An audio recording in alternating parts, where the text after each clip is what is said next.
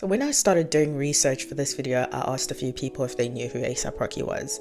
And for the most part, people said yes, they knew who Rocky was. But when I followed that up with asking, like, what is he famous for? What do you think has been his biggest accomplishment? People couldn't really give me an obvious answer. I think that for the most part right now, people believe that Rocky is famous for being Rihanna's baby daddy. And we can't deny that their relationship has had a huge impact on the way that we see the man today. Like, a lot of people say that he's the luckiest man alive. But Rocky is someone who has always been on the grind. Like, he has worked really hard to get to where he is, and he's someone who would also kind of describe his life as being cursed. So today, I want to take a deep dive into the life of someone who's played a significant role in hip-hop, not only for this generation, but has played a huge role in shaping the future of the art form. His life has been filled with the most heartbreaking losses, and he keeps finding himself in trouble with the law. And of course, we'll be looking into how he's been linked to some of the most beautiful women in the industry.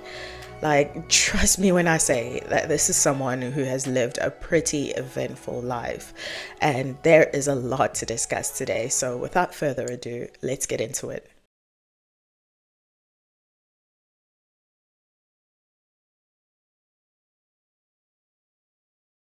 Rakim Mayers was born on the 3rd of October 1988 to mother Renee Black, who originates from South Africa, actually. Well, her family was from South Africa, and she was an assistant nurse. And his father is Adrian Mayers, who was born in Barbados. So Rocky describes his dad as a clean-cut guy who always dressed formally, but his dad was involved in some pretty shady business, if you know what I mean. He was born in Harlem, which is the birthplace of so many talented artists, but if you're not from America and you don't know a lot about the history of Harlem, this is a place that has been through so much in the past.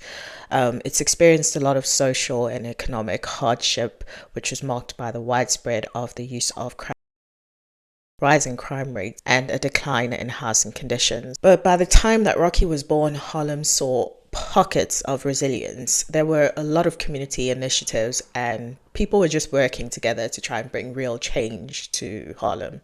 So at the age of 9, Rocky's family moved to Harrisburg, Pennsylvania, and this is where he kind of fell in love with hip hop. He talks about the story about how he and his brother went to the shopping mall and they went into a music store, and he had to basically choose between an Eric B and Rakim record, which is who he and his sister, I think her name is Erica, who they were named after. So he had to choose between that and a Mortal Kombat soundtrack, and his brother actually convinced him to get the hip hop one. His brother's also the person who's responsible for Rocky picking up a fake mic and dropping his first bars. By the time I was 8, I found this gift of, rhyme. My brother introduced me to it. He told me to go after it. He like, go for it, just rap. But I do remember, like, the first line, it was like, my little sister was just born. Her name's Asia, and I said, Asia, don't play with no games. I smokes the weed and I am the shame. And he was like, keep going. I said something about suck my dick with a toothpick or something like that, you know what I'm saying? Now, but I'm 8, freestyle, you know what I mean? So Rocky had what he described as a pretty cool childhood. His father was able to sort of provide nice clothes, nice toys, anything that he wanted, especially when they moved to Pennsylvania, which is where Rocky's father was able to sort of move his substances around a lot more easily. But his father was arrested and they seized everything that he owned. And Renee, his mom, found herself raising her kids as a single mom. So they moved back to New York, and when Rocky was 13, his brother, who he was extremely close with, the same brother who actually introduced him to hip hop, he was unalived just a block away from where they lived. Ricky Joe Von Black, he was 7 years older than me, but, for the most part, growing up, he was like my only real best friend, He spent a lot of time in juvenile hall, and when he finally came back, like 17 years old, he was on some blood shit heavy, man. He was blooded out, man. I'm talking about, like, banging hard. You know what I'm saying? And he kind of made me want to be a blood. Ricky would have been 31 July 5th, but 10 years ago, February 26th, Ricky was, and he died that same day. So not long after that, Renee realized that she didn't have a choice but to take her kids and move to a homeless shelter, a place called Volunteers of America. So Rocky talked about how he started to see that the people that were shot callers, the real shot callers from where he was from, they were the hustlers. So he started dealing as well. However, there was a local bully that had it out for him, and Rocky just couldn't deal with it anymore. So this guy just kept going after Rocky. And apparently one day he bullies him in front of some ladies, and then Rocky just decided that he's had enough. So him and his cousin went to some girl's house where this bully was in. He was a guy that was like slightly older than him. So he goes to this house with his cousin, and they basically like had weapons on them. And Rocky says they were just there to talk to him, but then things turned a bit violent. And before he knew it, he thought that this guy was reaching for something in his pocket, and Rocky just felt like he had to do something, and he pulled out his weapon and he just started letting off. And he says that he wasn't even really looking where he was doing this, but nothing happened. No one got injured. What did happen though was that Rocky was charged with attempted. But because he was a minor, his charges were reduced. But Rocky was detained in a very notorious prison island called Rikers Island. And for anyone that hasn't heard of this place, it is very well known for basically being hell on earth. Rocky found himself there at 16 years old. But Rocky was very fortunate, and he found himself sharing a cell with a really cool guy who was just a couple of years older than him. And this guy had way more experience with this life than he did. So this guy's name is Caswell Sr., who went by the street name Casanova. So he apparently felt really bad for Rocky because he clearly didn't blend it. It was very obvious that he was terrified, and Casanova just felt like he needed to protect him. So 2 weeks later, Rocky's family was able to bail him out, and he talks about this experience a lot, about how it just completely changed his life. He did not want to go back there again. Casanova, as we all know today, got out and pursued a career in rapping. Around about 2016, he got his big break when he got discovered by Memphis Bleak, and he was signed to Warehouse Music Group, who were under Roc Nation. And he had the hit song, Don't Run. Casanova even started his own record label, 2 Times Entertainment. But in 2020, he was among the 18 alleged members of untouchable Gorilla Stone Nation gang, who were charged in connection with various racketeering crimes, unaliving, and substances. Actually, he was alleged to be the leader of the gang. And Casanova turned himself in and is now serving a 16-year sentence. So anyway, meanwhile, on the other side, there is a little boy called Stefan Rodriguez who is half Puerto Rican and half Dominican. And he wanted to start making a name for himself in the music industry. And he started going at this at around about 2006. So he was an unpaid intern packing mixtapes for Diplomat Records, also known as Dipset, who are a legendary rap crew from Harlem that included Cameron, Joel Santana, Jim Jones, and Freaky Zeke. And Stefan, also known as Yams, was very hungry. He made sure that he made the most out of this opportunity. So he met with a guy called Bari, who would later say that Yams would spend a lot of time just completely absorbed in old school hip hop research, and eventually created a Tumblr account that he used to post about his findings on old school hip hop. He'd promote underground rap music and just about post anything about hip hop that he thought was just really cool. And this guy was really on his social media game. Like, his following grew like crazy. He was a real creative genius and a real hip-hop geek. Yams realized that he could create his own hip-hop brand that he would eventually turn into an empire. So he kept his eyes and ears on the ground and started networking around Harlem to find people that were like-minded. So yeah, Yams meets Bari, who we just spoke about. And Bari was a very flamboyant person when it came to his attire, and people weren't really into it. People would often beat him up when he'd walk through the projects just because of what he was wearing. People just thought it was weird. An example of this is how, like, before skinny jeans were available for men, he would buy women's jeans, and he just like rock skinny jeans, and people were just like, what the hell is going on with you? Yams and Bari would hunt down some cool streetwear items, and that was their thing. They were just like really fly guys, and they found another guy called Ills, who they would use as a model for their collection. So in 2007, this trio formed the ASAP Mob. So initially this stood for Always Strive and Prosper, but it would later mean a number of things. So the ASAP Mob started as a group of hip-hop nerds, people from Harlem that were stylish and ambitious. They would just hang out and post pictures of their outfits, and Yams would do everything in his power to sort of put these guys on the map. So there have been a lot of people in the past who've come and gone from this crew.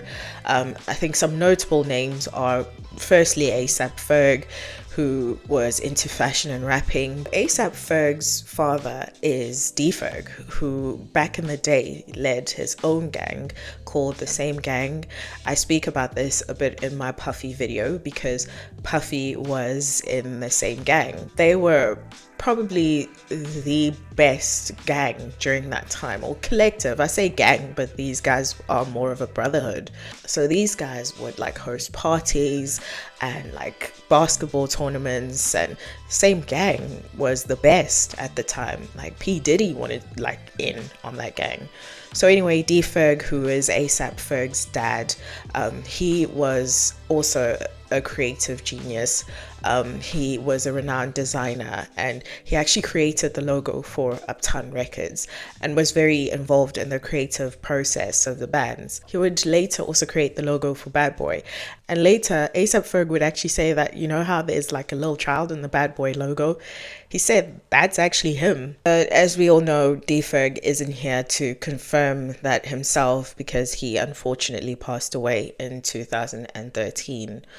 So yeah, ASAP Ferg is one of the members, and then we have ASAP And, who was really into fashion and even had his own fashion line called Merino Inventory.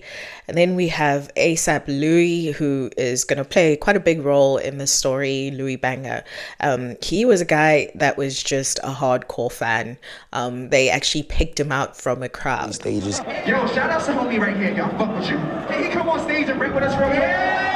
After a while, he just became one of everybody. Like, he was always so helpful and shit. Like, if niggas ever needed him, he was there. And they just took him in. He just never left, and he ended up being ASAP Rocky's assistant. And then we have ASAP Nast, who's also a fashion enthusiast, ASAP P on the board, who has been referred to as a beat making visionary, and then we have ASAP Relly, who is a childhood friend of ASAP Rocky's, and he is a fashion enthusiast. He did some modeling for some big name brands, but you'll want to remember his name for what we're going to discuss a bit later in the video. So we've got ASAP 12V, who also plays a very important part in this whole story. He is a rapper who was also a master networker. He was apparently really cool with the Bloods, but never actually became a member. And then we've got ASAP Ty Beats, who's a brilliant producer. But I'm sure you get it now. There are a lot of people who've been part of this crew, and some people even leave, but there's a lot that's happened with the ASAP Mob. Meanwhile, Rocky had his own crew called MDB, and he described this crew as more of a get money type of crew as opposed to ASAP Mob, which was a really sort of get fly type of crew. Then Rocky meets Yams, who was really thinking about sort of changing the New York rap scene at this point. And Rocky just slowly started to pull away from his own crew because he's also really into fashion. That was one thing that just kind of set him apart from all his other members in the other crew. So now he's gone from MDB, which was more of like a rap get money crew, and he was the fashion guy in that crew.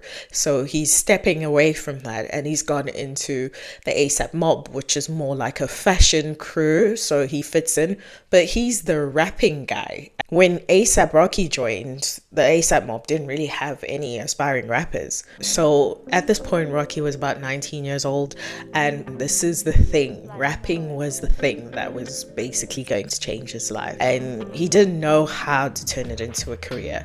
Only only had 3 songs recorded, barely spent any time in a recording studio, but he had really high hopes for himself. He had a vision, and Yams really liked that about Rocky. But when he listened to Rocky rap, he had sort of like a Lil Wayne style. Let me hear something.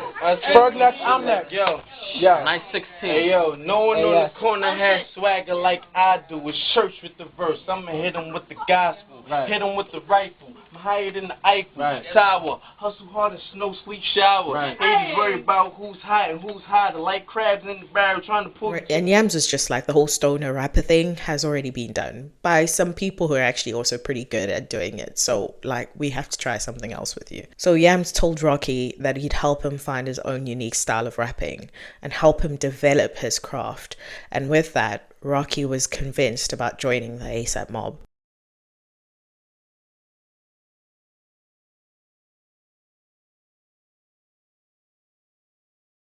So Rocky's first single was Purple Swag, released in July 2011. Purple drink, I still sip. Purple weed, blunt still. So the beat samples the video game Mortal Kombat 3, Mike Jones's classic Houston anthem Still Tippin', and Clint Mansell's Stay With Me. This is actually an ode to Houston, and Rocky expresses his love for its culture. High, I'm tipping slow, I'm Texas Trail, but in and by we spit it slow. So this song wasn't like anything that had come out of the New York rap scene. It had a very southern vibe. The video features Rocky drinking lean and smoking and just hanging out in Harlem with some of his ASAP mob affiliates. But there's also a white girl who's wearing grills, and sometimes it seems like the track is telling a story from her perspective, like she's the rapper. And the video was different. So Yams actually used a fake Tumblr account that people like just didn't know about, and he used this to promote this song, and the reach that they were able to get from this was just crazy. Like, Rocky became an overnight sensation. However, the song was very controversial. While others thought that it was refreshing and revolutionary to have someone showing this kind of appreciation to the southern rap style when they're not from the South, others felt like not only was Rocky sort of stealing that style, but they felt like he was also disrespecting East Coast rap. But now keep in mind, this was in 2011, and I can't believe I'm saying this, but it was 14 years ago, and this wasn't a common thing. This wasn't really the way you did things as a rapper. And then on the 21st of July, which was about 10 days after they released Purple Swag, Rocky and the team released Peso. Now this song just really, really took him to another level.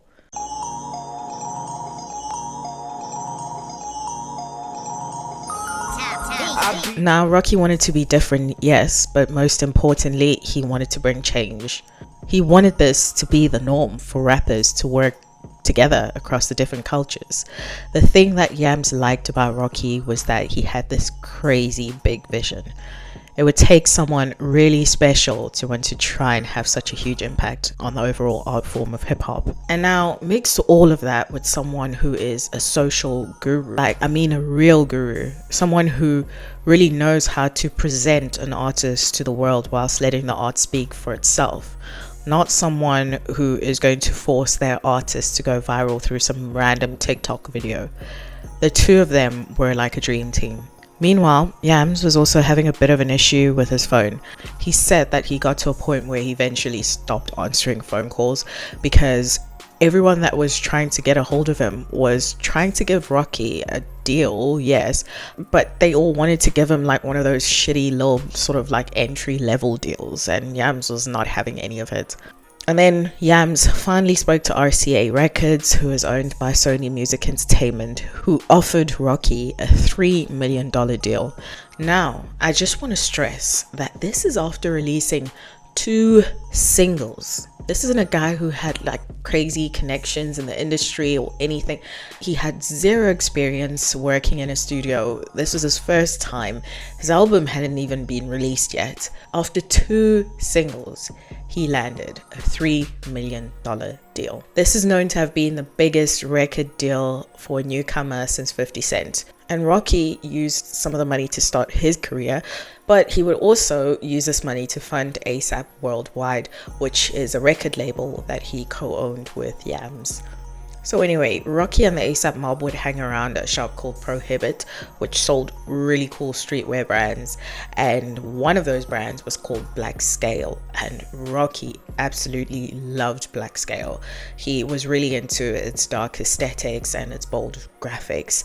So in the video, you actually see him and his friends wearing Black Scale, and people really didn't know the brand at this time, and we all thought that it was pretty cool. And then when it was time to shoot the video for Peso, he went back to the store and he met with the founder of Black Scale.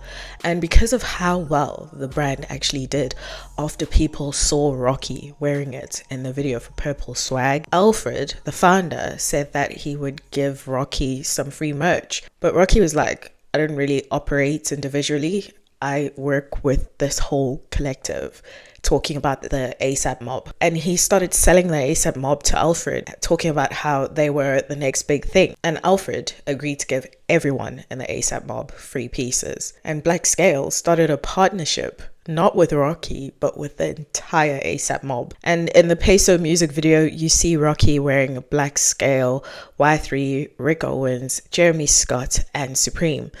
And guys, this really set Rocky apart from other rappers. Everyone was just like, who is this guy? And don't get me wrong, this is me saying that Rocky was the first rapper to wear high-end fashion. What Rocky was doing here was that he was incorporating it into streetwear, and that's what set him apart. And then on the 31st of October 2011, the mixtape Live Love ASAP was dropped. This was released as a free digital download. This received widespread acclaim from critics, who praised the production aesthetic infused with so much fashion and creativity, and Rocky's charismatic rapping style. There were a few people who were behind this album, and they were all brilliant, but there's one person who played a significant role in this album, and that was Clams Casino, who was responsible for the psychedelic, dreamlike sound that really shaped the album and made it unique. Don't get me wrong, again, this wasn't the first time that this was done, but ASAP Rocky was the first rapper to really become successful at doing this with Live Love ASAP. So I'm working on the final bit of editing, and I've just realized something that's actually made me a bit annoyed with myself, and that is that I did not mention ASAP Ty Beats, who is a producer that was very heavily involved in the making of this album. The first two singles, Peso and Purple Swag, that was him. So he is another person that definitely deserves a mention in terms of the people who helped shape this album. At this point, Rocky was the it guy. He performed at Coachella 2012, and of course he was on Drake's infamous Club Paradise tour. This tour was Drake basically introducing the world to the new era of hip-hop, and at this point Drake was pretty sure that he would be leading that new era. Although his record label wanted him to select two new cool R&B acts, Drake wanted to make a statement, and that statement was that he was all about rap. And there was a lot of pushback from his people, but he finally managed to convince them that the openers for his tour would be two of the most talked about newcomers, Kendrick Lamar, who had also released one studio album, and he wasn't a mainstream artist at this point, but had a heck of a lot of street cred. And of course ASAP Rocky, who was also one album in and was also generating a lot of buzz. So Rocky was the it guy. He was on cloud 9 at this point, but it was at this point that tragedy would strike. In 2012, Rocky's father passed away. I mean, at this point, he had long been released from prison. I think he was in prison for about 5 years, and at this point, he had got married, started a new family, and again, this was someone who was extremely important to Rocky, who was just gone. And a lot of things just started to sort of fall apart for him, because this was the first time he kind of got involved in his first celebrity scandal. When TMZ broke the story that Rocky was arrested for attempted grand larceny, Rocky allegedly attacked 2 men for taking pictures of him while he was arguing with someone. Rocky allegedly tried to grab the camera, which is where the larceny charges allegedly came from. He was also charged with attempted robbery in the 2nd degree and assault. Rocky pleaded guilty and the assault charges were dropped, and he was sentenced to 3 days community service. And if that wasn't enough, there was one guy that Rocky worked really closely with, a real underground legend, absolute legend, a guy called Space Ghost Perp, who was from the group Raider Clan. He actually led this group. And this guy, he is a super talented rapper and producer from Miami. And Rocky was very close to him. His sound was definitely inspired by the Raiders Clan. It's my twin, Space Ghost motherfucking So Space Ghost Perp was featured in 2 tracks in the Live Love ASAP album, Purple Swag Chapter 2 and Keep It G, which he also produced. So Space Ghost Perp came out saying that Rocky has apparently just been taking his music. And when he said that he didn't want to work with the ASAP mob anymore, apparently they just attacked him. Now people weren't really sure what to say because this was Space Ghost Perp. Like, he was pretty cool. His sound was just really unique. And Rocky did sound like a lot like him at this point. Doing these shows, man, I suppose bitches be writing my name on their toes. In the college girls write a nigga name on their toe. So it's hard to deny the big influence that he had on the crew. However, Space Ghost Perp just started regularly lashing out at people. Like, every time he posted something, you were guaranteed that it would be on some Kanye shit. Nigga, I don't give a fuck about your gay ass. And I'm not. I'm a heterosexual ass nigga. So no one was sure if he was having some sort of a mental breakdown or if he was being truthful. And his career just kind of fell apart. And we started seeing pictures of him looking like he's just kind of really struggling. There were posts of him just admitting that he's lost everything and that he's homeless. So it was a really sad situation. And then in January 2013, Rocky dropped Long Live ASAP. With this album, he wanted to do what he did with the first album, experimenting and adding his own creative flair to the different styles of rap and just really promoting diversity and underground rap.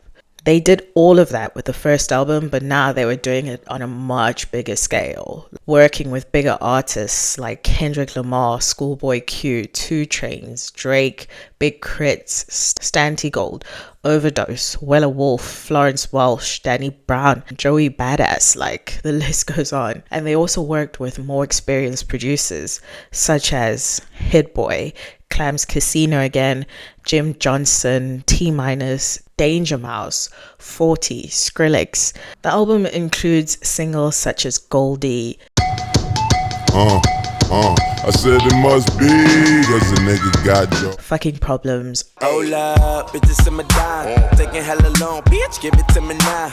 Make that Wild for the Night. My pistol, my niggas getting right, smoking weed with dirty Sprite. I'm going wild for the night. And of course, Fashion Killer. her pistol go. Her pistol go. The thing with this album is that it was actually leaked a month before its release, which may have been horrible for Rocky, but I remember how everyone I went to varsity with was bumping it at Res. And the album still went on to sell over 140,000 units in its first week, debuted at #1 on the billboards, and it's since been certified double platinum. And Rocky had pretty much secured a place for himself as one of the people who were at the forefront of hip-hop. And at this point, he really decided to change things up fashion-wise. Rocky wore a lot less black scale and was more into Hood by Air, which was like a high-end version of black scale. It was a really cool brand. Like Rocky, its creators liked to experiment and wanted to blur the line between high fashion and streetwear. Rocky and this brand were a perfect fit, and you even saw him walking their runway show for their 2013-2014 fall collection at New York Fashion Week, and Rocky became the face of the brand. Around about this time, Rocky also collaborated with Bean Trail, which was founded by Virgil Abloh, Justin Saunders, and Heron Preston. This started as a DJ collective who started releasing t-shirts with their logo, and people just liked it so much that they decided to turn it into a brand. Again, Rocky played a huge role in promoting this. However, the relationships with both brands would become sour within a couple of years, and we didn't really know what had happened at the time. He wasn't saying much, but he's since done an interview with Cohen Frost saying that he felt like he deserved a bit of ownership with HBE, and he just didn't like the creative direction that they were taking with Bean Trill. Rocky was not messing around, and rightfully so. I mean, this is how he landed his big record deal. He knew his worth, and he just didn't settle for anything else. So he cracked on. He enjoyed his life as a young man who was being linked to some of the hottest women in the industry. He also liked experimenting with psychedelic drugs in his spare time, dabbled in a bit of acting. If you haven't seen the movie Dope, it is definitely worth a watch.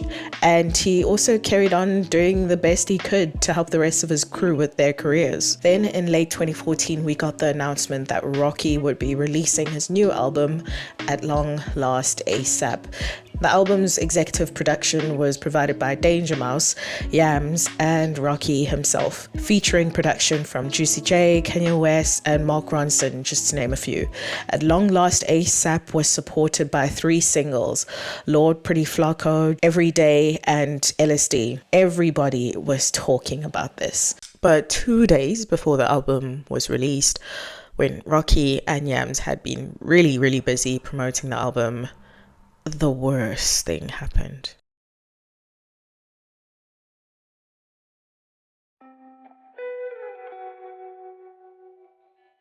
On the 18th of January 2015, Yams was at home with Rocky and a few friends, and Yams had gone to bed early that night. And a while later, ASAP Louie, Rocky's personal assistant, he comes up to Rocky and he says that Yams isn't waking up. Now, this was a very common thing. Like, Yams was always drinking lean, like partaking, and he would usually pass out, like a lot. Like, it got to a point where they had to have a blowhorn that they used to wake him up. Yams even had a subgroup that he'd created with some friends that all liked to take substances. This group was called the Blackout Boys, and they had hoodies that became a collectible. So when Rocky heard this, him and Louis went into Yams' room and they tried to wake him up, but he was cold and unresponsive. Yams lost his life that night at the age of 26. At first, the ASAP mob publicly announced that it was caused by complications with sleep apnea, but we later discovered that he had taken too much. The music industry was absolutely shaken by this. In the very short space of time that Yams was really active in the music industry, he had made such a huge impact. So Rocky couldn't bring himself to talk about it, and he didn't for a while. He just found himself back in this position again when he lost someone who was probably the closest person in the world to him. This obviously had an impact on the rest of the rollout of the album. Rocky was clearly grieving, but the album still debuted at #1 on the billboards, and it was a huge creative success for Rocky and Yams. And to honor Yams, the ASAP mob established an annual memorial show which became a very big success. They also had 2 ASAP mob collab albums that were in the works before Yams' untimely passing. And these albums did very well, but it was clear that they'd lost their leader, and things would start to fall apart for the ASAP mob. So ASAP Bari was accused of SA in 2017. Now I won't say accused because there's actual video evidence of him doing this. It's just fucking bizarre. So he was in the UK and his assistant hooked up with a girl, and Bari just barged into the hotel room while they were having relations and insisted that she hook up with him. And then the girl kept saying no. So then he ended up pulling off the duvet cover and the girl runs off naked. And this is all being filmed by a friend of theirs, by the way. So he ends up kicking the girl out of the hotel room naked. And the whole thing's just really weird. Like, why would anyone think that they're allowed to do that? So the female in the video rightfully sued him. She apparently asked for over 1 million, and ASAP Bari pleaded guilty, and they reached a settlement with the victim. So Barry had a streetwear label called V-Lone, which became pretty successful. Like at some point, it was being mentioned by like every single rapper in their songs. And he even collaborated with Off-White and Nike. And of course, he lost his partnership when all of this came out. But the crew were really divided on whether they stood with him or against him. But A$AP Rocky at the time very publicly stood against him. And the whole crew just started to fall apart. And there were a lot of people who were trying to get into the mainstream, but they couldn't. Like, the group had just kind of lost its star power. And then there was the huge drama. In September 2020, A$AP Ills announced that A$AP Ferg was no longer part of the crew, saying that he'd been stealing ideas.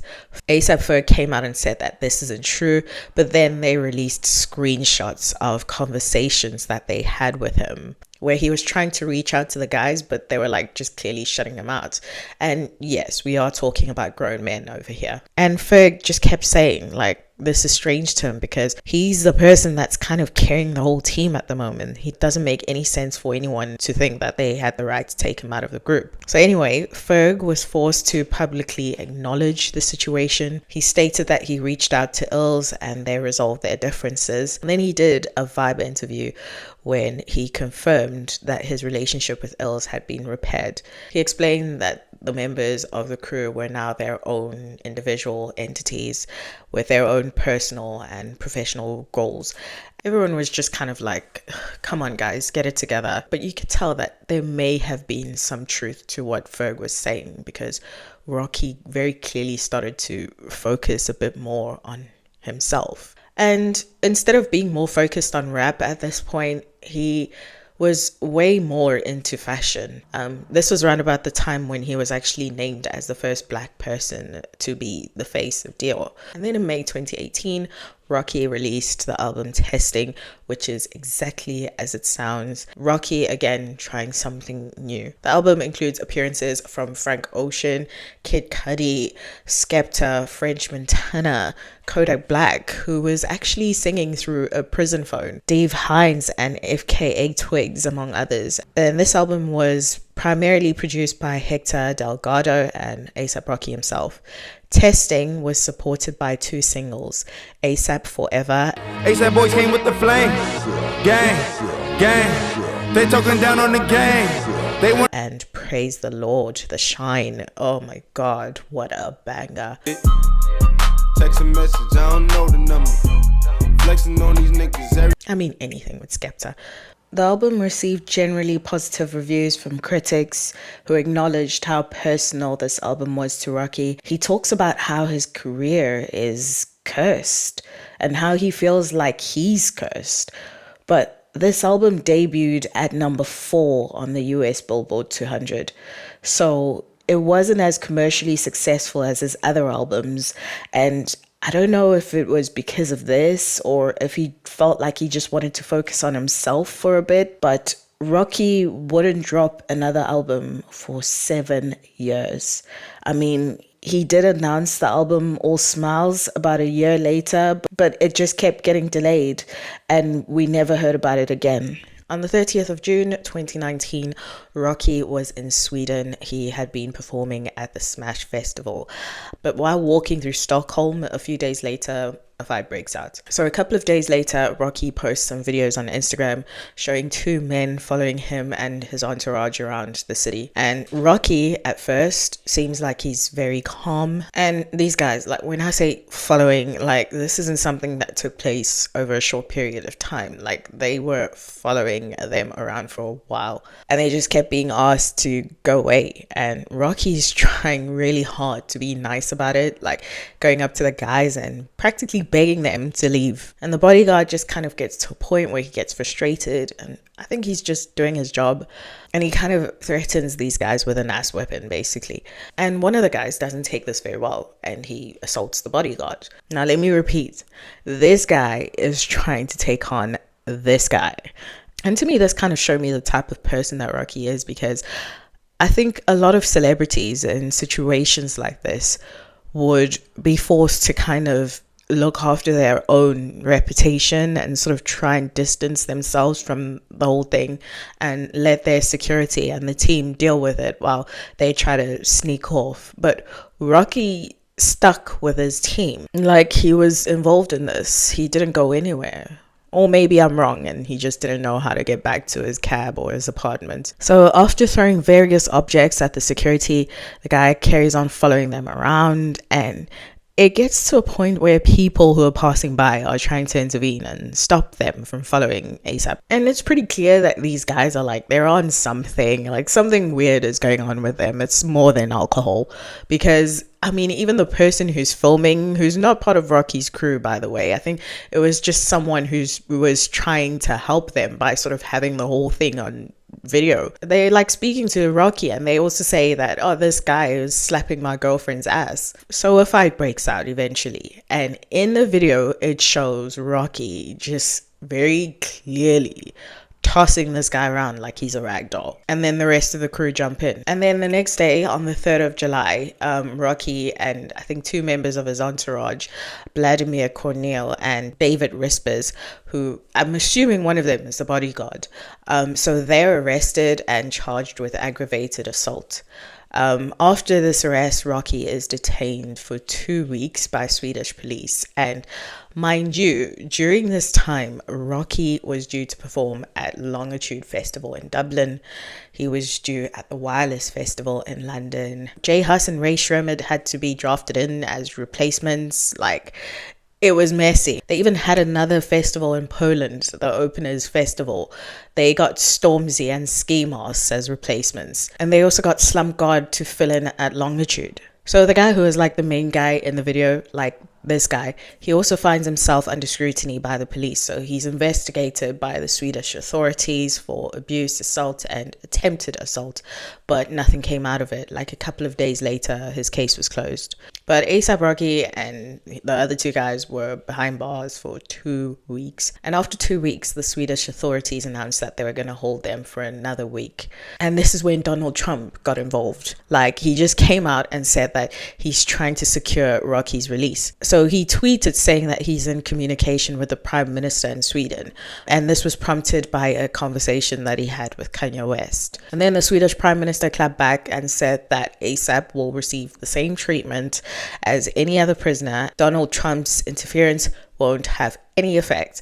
And President Trump then just got pissed off. Bid to rescue the rap star, the U.S. government apparently warned Sweden of potentially negative consequences in relations between the 2 countries if the case wasn't quickly resolved. CNN sharing the leaked diplomatic letter, which was addressed to Swedish authorities before the trial concluded. And one more thing, Trump sent this man, his special presidential envoy for hostage affairs, to Sweden for the trial. It was an unusual task for a diplomat who's typically used to help free hostages from war-torn countries. Here's what he had to say after Rocky's release. It's one of the top priorities of the Trump administration is to bring Americans who are held abroad, whether hostage or in this case, the president felt that they were that they shouldn't have been detained given that they were stalked and given the circumstance of the case. So 3 weeks after he's arrested, the Swedish police decide that there is enough evidence to charge Rocky with assault causing actual bodily harm. And the 2 men arrested with him were also charged with assault. The Swedish prosecutor tells Radio 1 Newsbeat that the videos seen on ASAP Rocky's Instagram were only part of the evidence used in this case. He said, "My evidence consists partly of a number of films that I will play in court. Some are known to the public and some are not."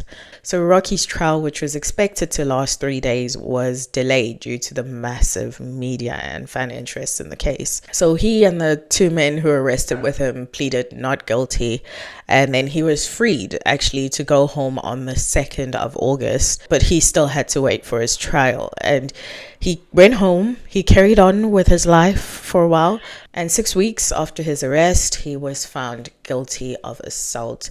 But this was a conditional sentence, so he wouldn't be spending any more time in jail.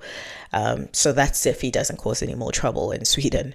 So the reason why they were found guilty was because of how they were hitting the victim and kicking him as he was basically laying on the ground. Yeah, so the whole thing just completely shook him.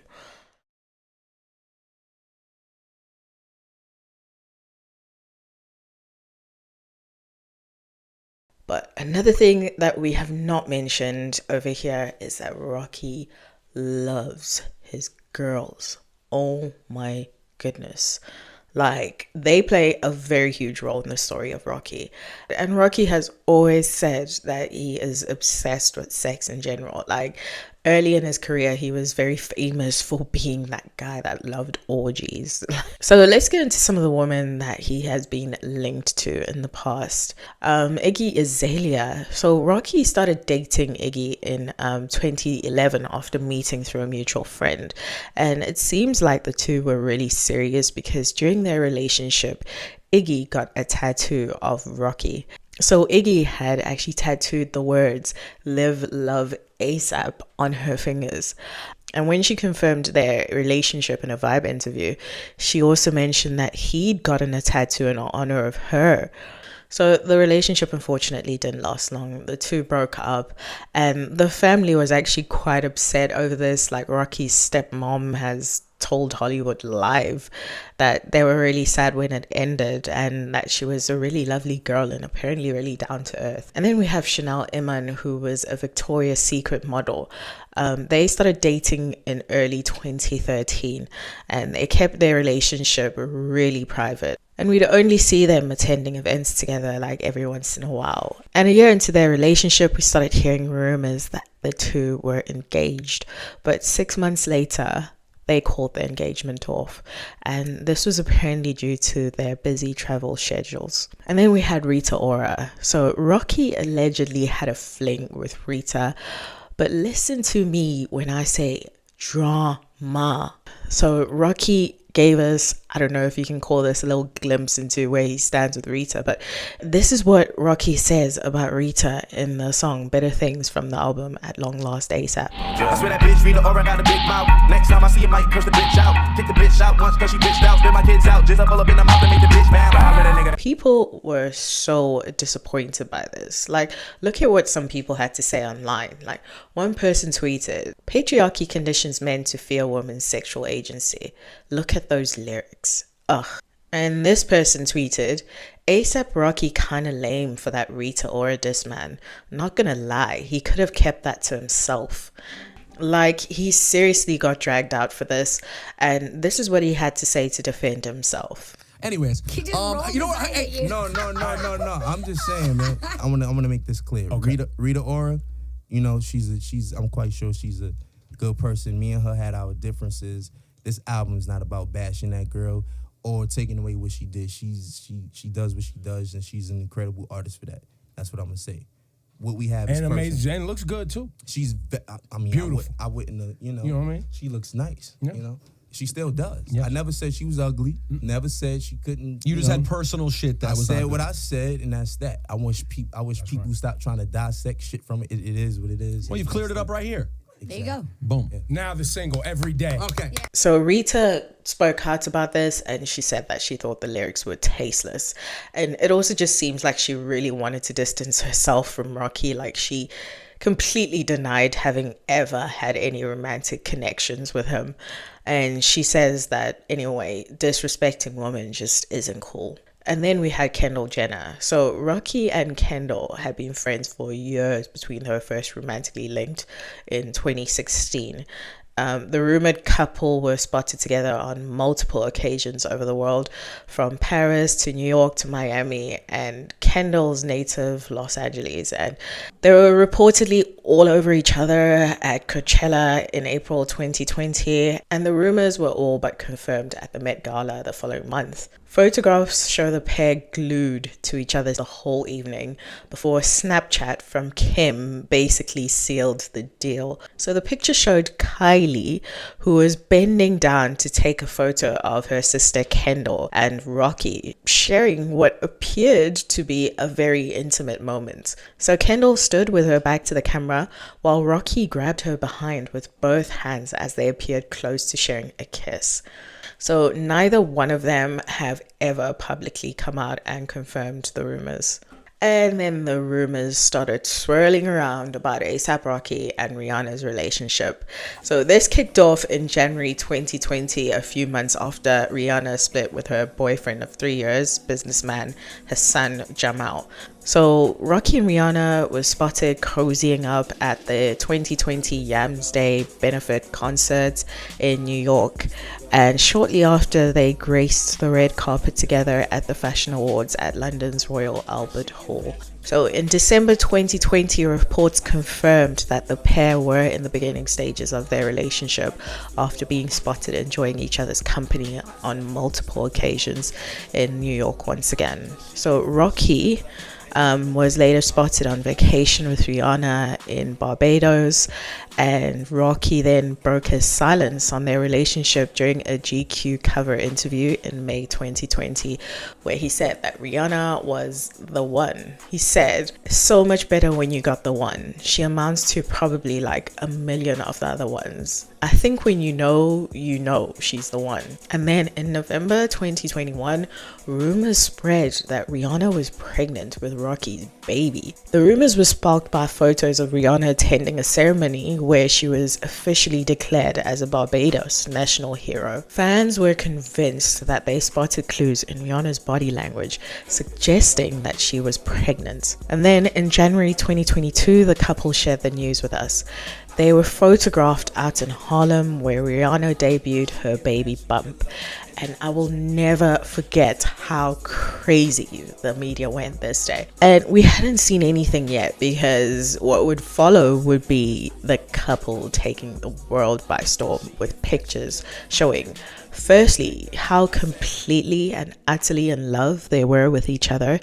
And secondly, showing that Rihanna is just as badass when she is pregnant. Like, nothing can stop her. In May 2022, Riza Mayers was born, but they weren't done yet, because Rihanna was due to perform at the 2023 Super Bowl halftime show. Well, she headlined the show.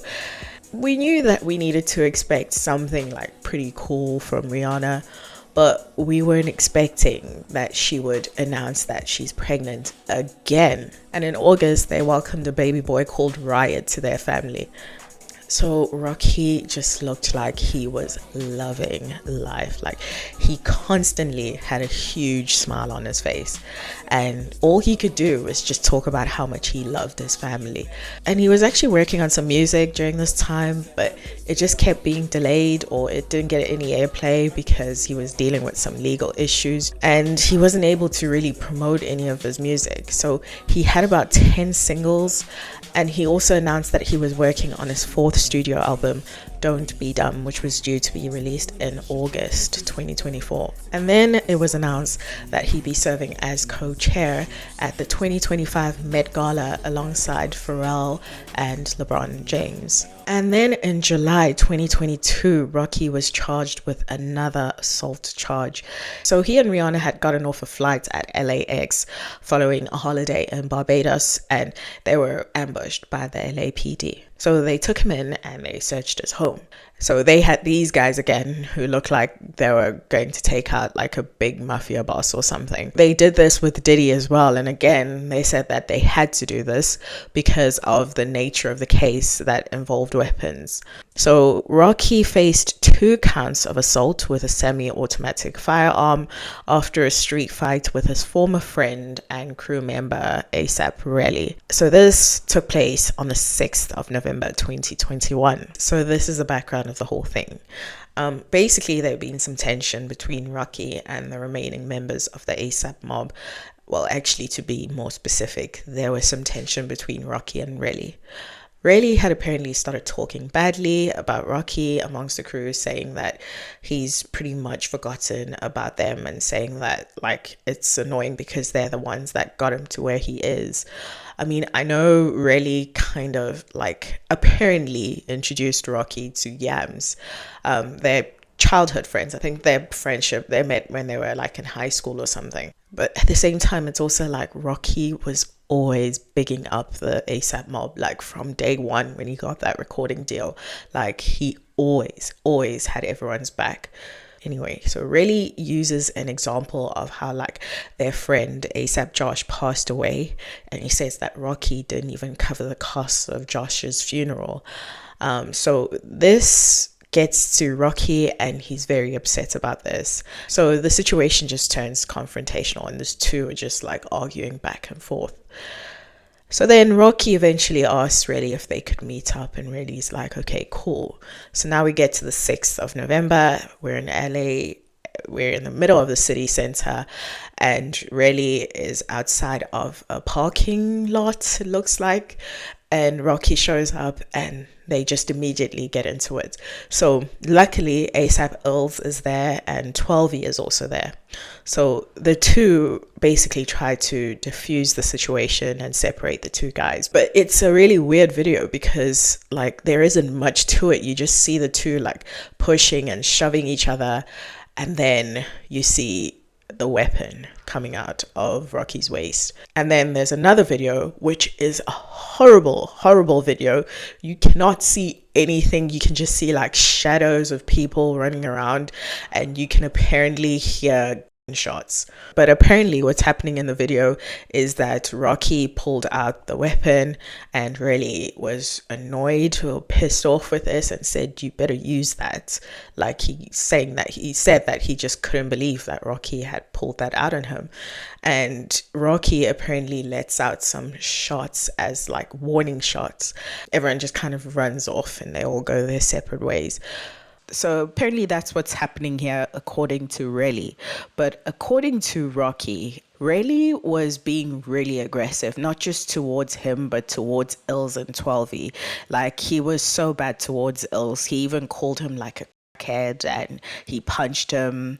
He tried to punch 12 as well, but when he went in to punch Ills again, Rocky pulled out his weapon, and apparently Relly said to him, put that fake ass gun away, because it was apparently a well-known thing amongst his group that Rocky carried around a starter pistol. And then at this point, Rocky let out some warning shots and everyone ran away.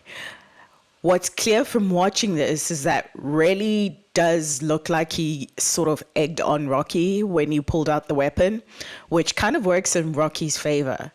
And two, really uses Ills as a human shield when Rocky started firing his weapon, which for me kind of works in Relly's favor because it shows that he felt like he needed to protect himself. So anyway, while all this is happening, there's a lady who lives across the parking lot who can see everything. So she heard shouting, and when she looked outside to see what was happening, she saw the guys having their little tussle, and she witnessed the whole thing. So the lady calls the police, and they arrived shortly after everyone had ran off. So they looked around the area, and I believe there were like 7 of them. So they checked all the nearby cars even for evidence of a shooting, and there was absolutely nothing. So now I just want to stress at this point that 7 trained policemen were on site searching for evidence that was fired, and they found nothing. So then Relly shows up to the police station a couple of days later, and he's carrying a bag that has shell casings, and he tells the police that these were from the site where all this took place. He went there maybe an hour after the police were there, and he found all the shell casings. And he says to them that he wants to file what was initially a civil lawsuit against Mr. Rakeem Mayers, and the police were just like, okay, cool. So anyway, Relly sues Rocky because he claims that the bullets grazed his hand. So if blood makes you squeamish, you might want to look away for a second. Like, it's not a lot, but there is something there. So I'm not going to blur this because I just want you to see what the injury looked like and determine if you think that this looks like it came from a bullet. Okay, so Rocky was being represented by Joe Tacopina, who is the celebrity lawyer. He has represented people such as Donald Trump, Meek Mill, Alex Rodriguez, and Michael Jackson, just to name a few. And not only is this guy like a seasoned veteran, but he has got a really interesting backstory. He was raised in Brownsville, Brooklyn, which, according to him, is one of the roughest parts of Brooklyn. And he said that his experience growing up there has pretty much made him the person that he is today. He says that most days he'd walk to school and just get beaten up and people would take his lunch. And today he's the type of person that just wouldn't shy away from anything. And that's why he's made it this far in life. I mean, he is a partner and a lead trial attorney at his Manhattan-based law firm, Topocina, Siegel, and Diorio. And he charges $2,400 per hour. That is how much his time costs. And his story is wild. Like, he was actually handpicked by Johnny Cochran, who was the lawyer that famously helped O.J. Simpson win his famous murder case. And he also represented P. Diddy in the club shooting case. So Joe received a call from Johnny one day, and he just offered to be his mentor. So anyway, we finally get to the point where the trial's about to start. So remember, this happened in November 2021. So the trial only kicked off beginning of this year. So there's a negotiation with the prosecution, and they offer Rocky a 6-month plea deal, which is apparently only 3 months in LA. I'm assuming this is because of overcrowding in jail, like, correct me if I'm wrong. But anyway, if he doesn't take this deal and he's found guilty, Rocky could serve up to 24 years in prison, minimum 10 years. So anyway, Rocky and Joe went into another room to discuss. And the conversation went like this. And we spoke, Rocky and I. He looked at me in the eye. He said, Joe, how do you feel? I go, Rocky, we're going to win. And he said, okay, then I can't take this. And so I remember when this was announced, like, everybody was in shock. People just couldn't believe how he could just like throw his life away like that, especially when there is CCTV footage of him actually holding the weapon in question. But Joe's gone on to sort of further explain why they turned down this deal. It wasn't because of them being cocky or anything like that, but he said that it was something that was just going to basically affect Rocky for the rest of his life. The plea that they were offering wasn't just take a few months in jail and go home and it's all even now. It was more than that. It was a plea to assault with a semi-automatic weapon, a 7-year suspended sentence that turned into 6 months, which would have been 3 months. But that suspended sentence hangs over your head there. He crosses against the red one day and someone has a bad morning. That's that. It also came with multiple years, I think 3 years probation, okay, where he'd be under their thumb. I had this with Meek Mill. Meek was on probation for 10 years. Literally, they kept extending his probation. He took a plea when he was a kid, 18. I wasn't representing him, but he took a plea with probation. And the judge in that case, Judge Brinkley, who was rebuked and really came down hard on by the appellate division in Pennsylvania, they kept extending his probation. He violated. He was late 5 minutes for a court appearance. He was late for a meeting. He wore white socks one day when he was supposed to wear black socks. That's it. 2 more years extension. So it's not quite that clear cut and simple. Then that felony conviction would have required him to basically never travel out of this country.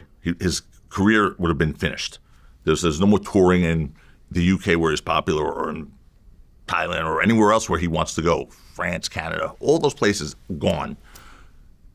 His career would be really, all intents and purposes, over. His Puma deal, gone. Gucci, gone.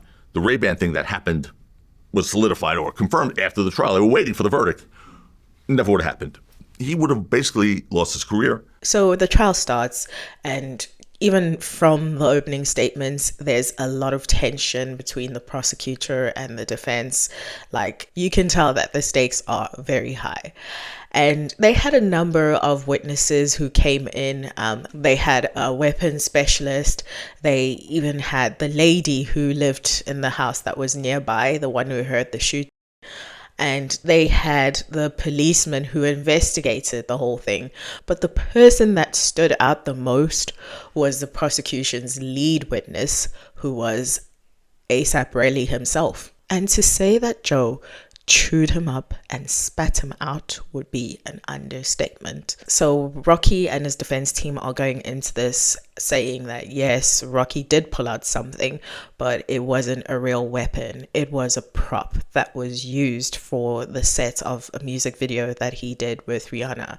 And because Rocky had actually been in a situation where he was badly hurt, I think it was in a bar or something, he's actually got like a scar on his face. Basically, after that situation, he's kind of beefed up his security, and his team, Louis, has advised him that he should carry a weapon. They said that he does have a license to carry like real weapons, but he doesn't. He just carries the fake one that he's hoping he could use to just sort of scare people off if they try to intimidate him. And that's what he's saying he did on this day. Really was intimidating him, and he just didn't know what to do. So one of the first things that really said about the whole situation was that he wanted to go and meet up with Rocky because he was hoping that they could sort of squash this whole thing. But he says that when he showed up, there was a lot of aggression from Rocky. Like, he was there just ready to sort of cause trouble. And he sort of didn't understand like what he'd done to cause Rocky to be so angry. So Joe asked about his phone. So basically, Relly handed over his phone, and the prosecution was able to pull some text messages that were related to the day before the incident when Rocky asked Relly to meet him the next day. So these are the messages that were shown in court. So this is Rocky messaging Relly. Where you at? Let's get to it. Stop ducking my calls. And Relly answers, I'm in front of Trader Joe's. So Joe wanted to talk about this because Relly had deleted some messages before turning over his phone. So Relly sent Rocky some messages the day before the incident that were basically provoking him. So these are the messages, and he's deleted all these top messages where he's saying, you got all this fake animosity towards me, lol, beat me up. Wish you would give me a reason. You been a like, this is crazy. So these are messages where Relly is saying to Rocky that they are going to get into it. Like, I wish you would give me a reason. Like, really? And he's swearing at him and provoking him. He deleted all the messages that made him sound and look angry, and he just put a message saying that I'm in front of Trader Joe's. So Joe was trying to prove that Relly was up to no good. He was being sly, and he sort of set up the whole scene saying like, this is what's going to happen when you and I meet. Beat me up, like I wish you would. And when asked about this, Relly said that those messages were fake and he lost his temper. And then he ended up admitting that he deleted the messages and he doesn't remember why. And then, of course, we have the recordings. So Joe played some recordings that apparently this conversation was pulled from a conversation that Relly had with Wally Sajimi. So Relly was saying in this conversation that he will sue Rocky, and he says that this was his plan all along. And he's also saying that if Rocky just gives him like 30 mil, this could all go away. That's all he wants, just 30 mil. He would get his things, go to a tropical island somewhere, and the prosecutors would lose their star witness, and that would be it. I'm suing this shit out of him. That was my game, and regardless, hey, me out via my lawsuit. Oh, I'll walk away. Basically, and it's gonna be your day because I'll be on another island. Just relax. You get what I'm saying? They're gonna be scrambling to find me because now they have to go against Rocky, the state. So apparently when these were played in court, Relly immediately said, nope, switch it off. This is fake. It was created with AI. That's not my voice. And the crazy thing is, the court went into recess after this, and while they were having their break, Relly called Wally. So I think Wally Sajimi told Rocky, and Rocky obviously told Joe or something, but then they flew Wally out. He was in Paris. They flew him out so that he could come to court, and he came in as a surprise witness. So basically he was called an out of order witness because of the last minute nature of his appearance. But this guy came in and just said, yeah, these are 100% real. And he said that Relly is just a lying liar who lies. And when Relly was asked, like, why did you call him after we played those recordings? He said, no, he just doesn't remember. And then 12e, who was one of the people at the scene, showed up as a defense witness, and he said that Rocky definitely carries around a prop gun, and he spends a decent amount of time with Rocky, and he saw him on the set where he got the gun from, which was apparently one of his music videos. And he says that on the day, Relly was definitely the aggressor. Apparently Relly is a really big guy, and he just basically picked Rocky up off the floor. So at this point, Rocky is now really set up for self-defense, like even if it was a real weapon. And then we have the thing that really sealed Relly's fate in this case. So Joe went through all of Relly's social media and just everything in Relly's record. And he found a really interesting video. So he goes to Relly, like, Relly, have you ever fired a gun before? Relly's like, no. He's like, are you sure you've never fired like a semi-automatic pistol? Relly's like, no, I've never. And he's like, you've never fired one in a gun range at all? And he's like, no, I've never. At this point, to me, it would have clicked where Joe was going with this, but for some reason with Relly, it just didn't. Or maybe he just didn't think that what happened next was going to happen. But what happened was Joe just whipped out a video of Relly firing a semi-automatic pistol in a gun range. So this took place 2 weeks before the whole incident in the parking lot. So Relly loses his mind over this, and Joe's pretty much like made him look bad already at this point. He's making himself look bad actually, because he just keeps losing his temper at every turn. So apparently this happened on the Friday, and they're not coming back to court until Monday. And over the weekend, something really interesting happens to Joe. So Joe's son is like a bit obsessed apparently with this case. So his son looks at the gun range that Relly is in, and he figures out that this is actually a local gun range in LA. So the significance of this is that Joe stopped questioning Relly about this, because he's just proving that Relly's just a liar. That was all there was to it. It could have been anywhere in America. And if it was anywhere in America, then Relly wouldn't have been in possession of any sort of shell casings or anything like that. Like at this point, nobody can really say where Relly got those shell casings from. But now his son is saying, Dad, this gun range is in LA, not far from the court actually. So now Joe's thinking to himself, this would prove that he would have access to the shell casings of a 9mm semi-automatic weapon. So Joe says that he got into his car, and he says that he ran past every traffic light, and he got to the range, and he showed the guy a video of Relly at the range, and he said, is this venue? And the guy said, oh yeah, definitely. Somehow someone else on social media had managed to figure this out as well over the weekend. Joe didn't say anything to anybody about it. It was something that he planned to reserve to himself and reveal in court on Monday. Someone on social media figures this out.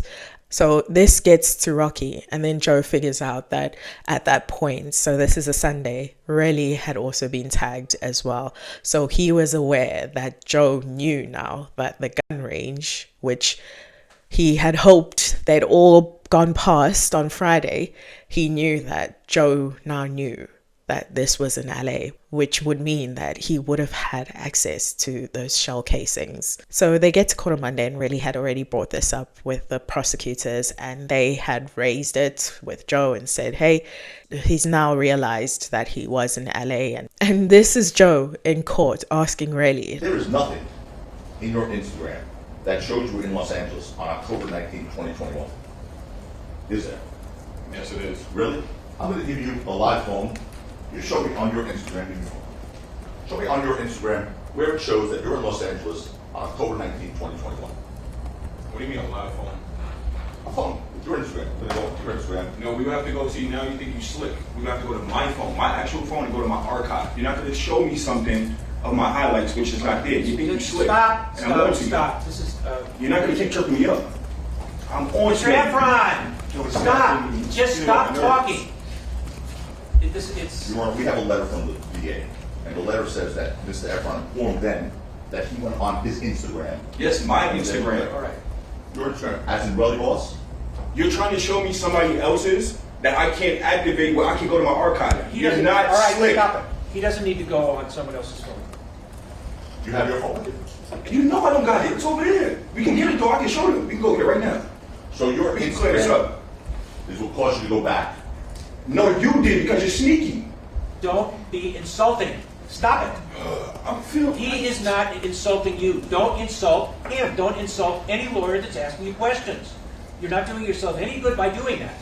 I mean, I'm getting screwed. I mean, this is not where I. How much longer do you have? So now I'm sure you're all wondering at this point, like, where is this weapon that everyone's been talking about? Well, no one knows where it is. ASAP Lou actually came in to testify, and he said that he'd returned it to the team that was responsible for the costumes of the DMB music video, and no one really cared to track its movements or its whereabouts after that. So yeah, we had the closing statements, and at this point Rihanna was actually even coming into court because yeah, everyone was wondering, like, what is she gonna do? Is she gonna show up? And she did. Apparently Rocky told her not to, but she said she is going to come to court. And one day she even brought her kids with her, which I believe was the day of the closing statement. And apparently she brought her kids in on the last day because she realized that it could be the last time that they actually get to see their dad outside of prison in like years. And in the closing statements, it seemed like the prosecution had just kind of given up. They're like, you know, it sort of doesn't matter if Relly looks bad for suing his friend or if he looks like he's greedy. All that matters is that he was shot by Rocky. I mean, even if it were by accident, like, why did Rocky put him in that situation in the first place? And when it was the defense's turn, Joe said that Relly is a money-grabbing, angry, pathological liar who has had this planned for a very long time. This was all a trap, and he's using the system. He is using the time and the money of taxpayers to sort of get his way. This is not something that anybody should be taking seriously. Nobody who's sitting in court should give him any more attention than he's already had. And Joe also calls Relly's injuries knuckle scrapes and says that they were definitely not caused by a bullet. And then on the 18th of February 2025, Rocky was found not guilty of all the charges. Nobody could believe it. Like, it was wild. We didn't know how he managed to get away with that one, but they did it. So now that they've gone through the criminal case, I know that Relly is planning or has actually filed a civil case, which we'll be hearing about pretty soon. And if Rocky wins the civil case as well, Relly apparently has to cover the charges for his lawyer's fees. And Joe has mentioned that they are currently putting together a case to sue Relly.